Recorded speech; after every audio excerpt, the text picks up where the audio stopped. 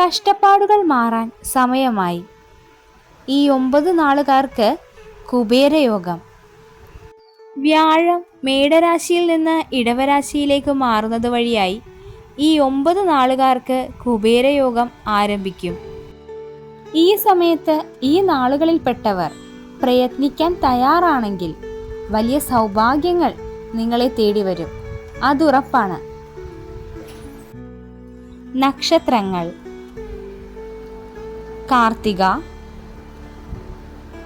Rohini, Makayiram, Punartham, Pooyam, Ayilyam, Uthram,